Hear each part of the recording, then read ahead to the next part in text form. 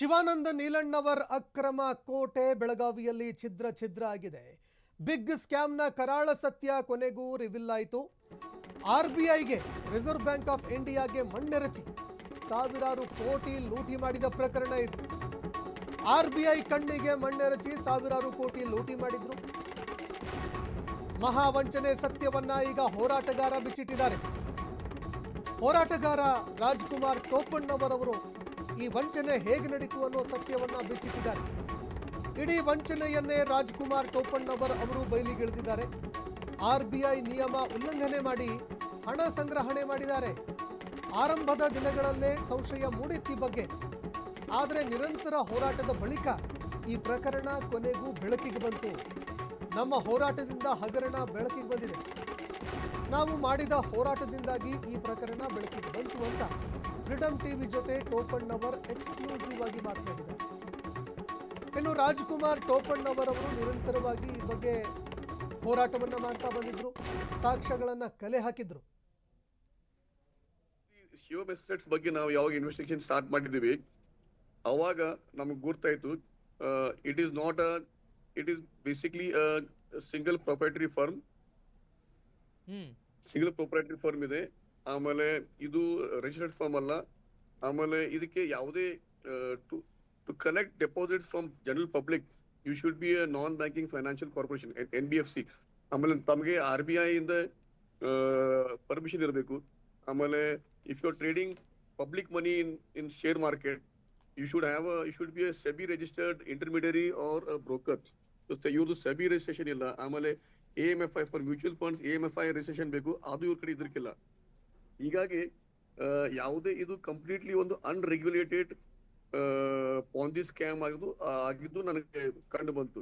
So ಹೀಗಾಗಿ ಆಮೇಲೆ ನಾನು ಕೆಲವು ನಮ್ಮ ಮಾಜಿ ಸೈನಿಕರದು ಅವ್ರಿಗೆ ವಿಶ್ವಾಸಕ್ಕೆ ತಗೊಂಡು, ಯಾಕಂದ್ರೆ ಇದೊಂಥರ ಕಲ್ಟ್ ಫಾಲೋಯಿಂಗ್. ಇವ್ರು ಹೇಗೆ ಇಂಥ ಪಾಂಜಿ ಸ್ಕ್ಯಾಮ್ಸ್ ಅಲ್ಲಿ ಏನಾಗತ್ತೆ ಅಂದ್ರೆ ಇವರು ಜನರು ಈ ತರ ಒಂದು ವಿಶ್ವಾಸಕ್ಕೆ ತಗೊಂಡು ಅವ್ರು ಕನ್ವಿನ್ಸ್ ಮಾಡ್ತಾರಲ್ಲ, ಜನ ತಮ್ಮ ಲೈಫ್ ಟೈಮ್ ಸೇವಿಂಗ್ಸ್ ಮತ್ತು ಇನ್ವೆಸ್ಟ್ಮೆಂಟ್ಸ್ ಅನ್ನು ತಗೊಂಡು ಇವ್ರ ಕಡೆ ಇನ್ವೆಸ್ಟ್ ಮಾಡ್ತಾರೆ. ಅದೇ ರೀತಿ ಬಹಳಷ್ಟು ಜನ ಕೆಲವು ರೈತರು ತಮ್ಮ ಭೂಮಿಯನ್ನು ತಮ್ಮ ಹೊಲಗಳನ್ನು ಮಾರಿ ಈ ತರ ಇನ್ವೆಸ್ಟ್ ಮಾಡಿದ್ದಾರೆ. ಕೆಲವು ಜನ ಬೇರೆ ಕಡೆ ಲೋನ್ ತಗೊಂಡು ಈ ಪಾಂಜಿ ಸ್ಕ್ಯಾಮ್ಸ್ ನಾಗ ಇನ್ವೆಸ್ಟ್ ಮಾಡಿದ್ದಾರೆ. ಈ ತರ ನನಗೆ ಯಾವಾಗ ಗುರ್ತಾಯ್ತು. ಆಮೇಲೆ ಅವರು ಕೆಲವು ದಾಖಲೆಗಳು ತಕ್ಕೊಂಡು ನಾನು ನೋಡಿದೆ. ಏನಾಗುತ್ತೆ ಅಂದ್ರೆ ಇವ್ರದ್ದು ಏನ್ ಅಗ್ರಿಮೆಂಟ್ ಏನಿದೆ, ಇವ್ರ ಅಗ್ರಿಮೆಂಟ್ ಅಲ್ಲಿ ಇದು investor and investment company agreement ಇಲ್ಲ. ಪ್ರತಿಯೊಬ್ಬರ ಕಡೆ ಇವ್ರು ಏನ್ ಮಾಡಿದ್ದಾರೆ, ಹ್ಯಾಂಡ್ ಲೋನ್ ಅಗ್ರಿಮೆಂಟ್ ಮಾಡಿದ್ದಾರೆ. How can you take a hand loan ಅಂದ್ರೆ ಶಿವಾನಂದ ನೀಲನ್ ಅವರು ಆರ್ಥಿಕ ಸಂಕಟದಲ್ಲಿದ್ದಾರೆ. ಹೀಗಾಗಿ ಅವರು ಒಬ್ಬ ಇನ್ವೆಸ್ಟರ್ ಕಡೆ ಹ್ಯಾಂಡ್ ಲೋನ್ ತಗೊಂಡಿದ್ದಾರೆ. ಈ ತರ ಒಂದು ಹ್ಯಾಂಡ್ ಲೋನ್ ಅಗ್ರಿಮೆಂಟ್ ಮಾಡ್ತಾರೆ. ಅಂದ್ರೆ if you go to see, ಪ್ರತಿಯೊಬ್ಬ investor becomes a private money lender.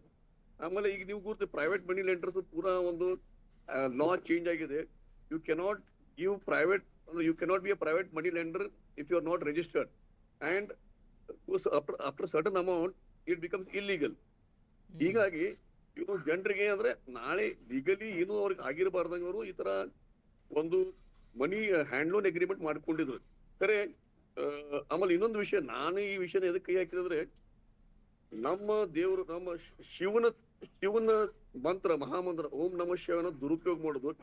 ಆಮೇಲೆ ಎಲ್ಲಾ ಮುಠಾಳರು ತಾವು ತಮ್ಮ ರುದ್ರಾಕ್ಷ ಮಾಲಾ ಅನ್ನು ಕೊಳ್ಳಕ್ ಹಾಕೊಂಡು, ನಾವು ರುದ್ರಾಕ್ಷ ಹಾಕೋತೇವೆ, ನಾವು ಒಳಗೆ ಹಾಕೋತೇವೆ, ನಾವು ಹೊರಗೆ ಹಾಕೊಂಡು ತೋರ್ಸಂಗಿಲ್ಲ. Rudraksha mala is not to show to people. ಅದು ನಮ್ಮ it is for our internal purification, it is for our spiritual growth. ಇವರು ರುದ್ರಾಕ್ಷ ಮಾಲಾನ ದುರುಪಯೋಗ ಮಾಡೋದು, ಶಿವನ ಮಂತ್ರ ಮಿಸ್ಯೂಸ್ ಮಾಡಿ ಮಂದಿನ ಹುತ್ತರಾಗ ತೆಗೆದು ಇವರು ಈ ತರ ಮಾಡ್ತಾ ಇದ್ರು. ಅದೊಂದು one of the reasons I didn't like.